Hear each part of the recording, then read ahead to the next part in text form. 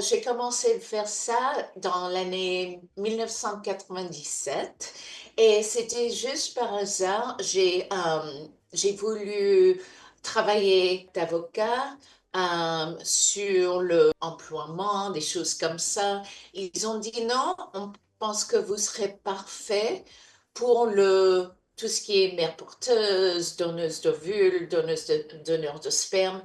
Et j'avais aucune idée. Mais dès que j'ai commencé ça, c'était complètement tout à fait pour moi. Parce que tout est positif, c'est pas méchant, c'est pas pour l'argent, c'est juste pour aider les gens. So, j'ai complètement eu de la chance pour ça et je continue d'avoir de la chance de faire ça depuis 25 ans ou plus de 25 ans. C'était par hasard.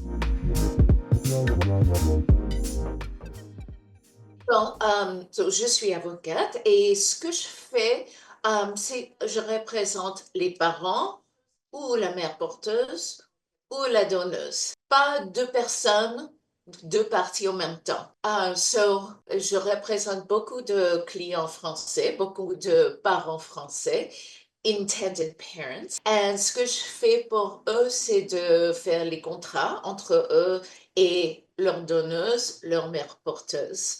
Je crée je négocie des points avec l'autre avocat, je donne mon feu vert aux cliniques.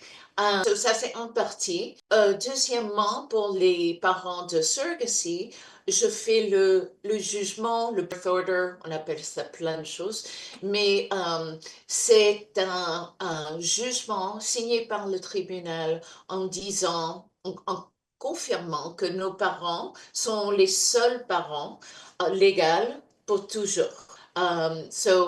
C'est mon deuxième métier, ou mon deuxième task.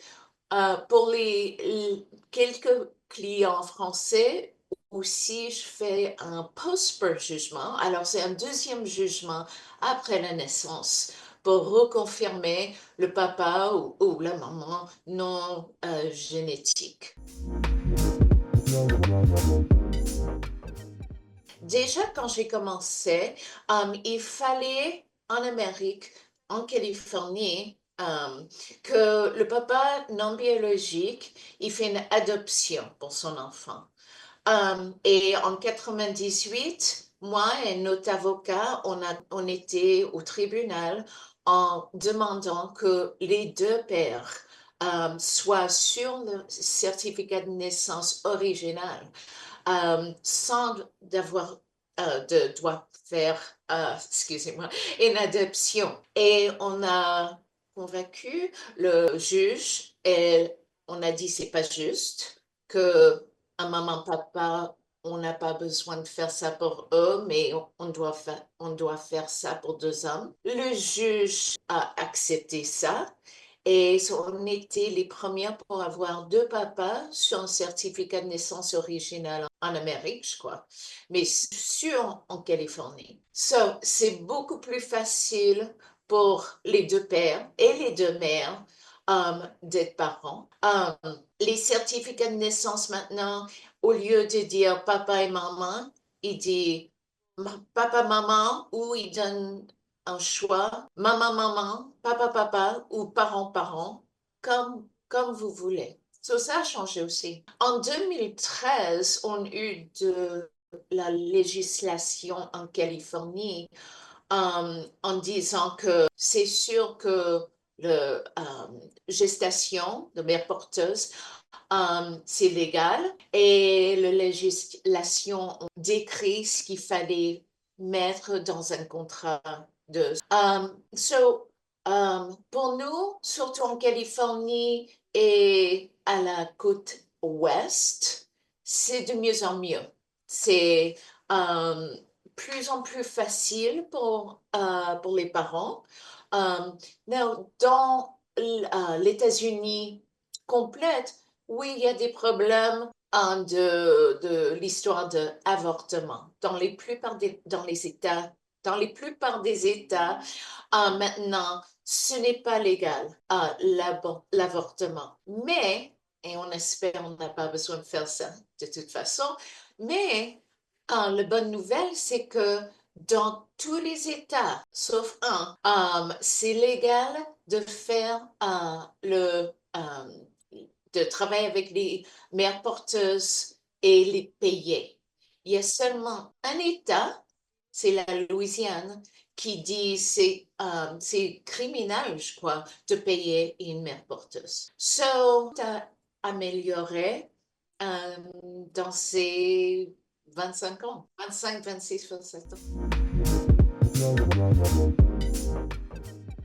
Ce monde légal de mère porteuse, ovule, c'est assez petit. Alors, tous les avocats, on se connaît tous, on est copains, c'est très collégieux, c'est ça le mot? Ça, j'aime bien. Mais mon cabinet, j'aime beaucoup parce que ce n'est pas trop large, c'est pas trop petit. Je suis la seule personne qui parle français dans la boîte d'avocats.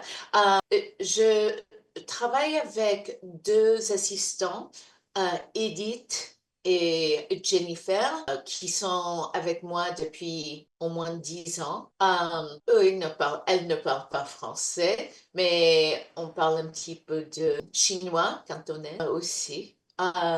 Mais quand vous parlez avec notre boîte d'avocats, discuter les contrats, ça serait avec moi et seulement moi. So, si on a un bon rapport, c'est bien parce que je suis disponible pour vous pour quoi que ce soit. On est très aimable. On a la loi des États et les lois fédérales. Alors, c'est une question de juridiction. Alors, pour toutes les mères porteuses et donneuses d'ovules, donneurs de sperme, tous ces sujets-là sont des sujets pour chaque État. C'est pas la loi fédérale. Alors, chaque État, chaque 50 États ont leur loi différente. Alors, c'est un petit peu difficile quand les gens viennent vers moi, ils disent, OK, quel pays, quelles sont les lois de chaque, excusez-moi, de chaque État? Et on a 50, ça va prendre longtemps. Comme j'ai dit, tous les États sont surrogate friendly. Tout le monde aime bien le surrogacy. C'est pas contre la loi dans dans les États, sauf l'État de Louisiane, on ne peut pas payer une mère porteuse. Personne travaille avec la Louisiane, sauf si vous avez une sœur là et il fait ça pour vous. À part de ça, c'est important de comprendre les différences parce que même si un État a la loi bien pour les mères porteuses, de temps en temps, ce n'est pas bien pour les Français et les autres étrangers parce qu'il faut rester là en Amérique pendant une bonne, peut-être 3 mois après la naissance pour attendre le certificat de naissance et ensuite le passeport pour rentrer chez vous. Et normalement, les gens n'ont pas autant de temps. Il faut discuter ces détails avec votre avocat au début. Um, je veux clarifier une chose et c'est que je suis licenciée en Californie et l'État de Washington pour l'instant, peut-être plus tard quelque chose d'autre. Je travaille beaucoup avec les gens qui travaillent avec des mères porteuses dans les autres États, mais on a juridiction parce que peut-être le transfert d'embryon a été fait en Californie. De temps en temps, les autres États acceptent nos jugements, mais ça dépend de l'État et on va toujours trouver une solution pour vous. Les difficultés, je crois, la chose le plus difficile pour mes clients français et européens en général, c'est l'issue de l'assurance. Parce que l'assurance ici, même pour les gens des États-Unis, hyper compliqué. Il y a l'assurance médicale pour les mères porteuses et c'est différent de l'assurance pour leur bébé et c'est différent que l'assurance de vie. À part de ça, juste l'assurance médicale pour la mère porteuse, c'est très compliqué parce qu'on a beaucoup de choix. Ça dépend de l'État. Il faut payer plein de choses et à la fin, on se demande pourquoi on paye toutes ces choses et l'assurance paye pas 100% après tout ça.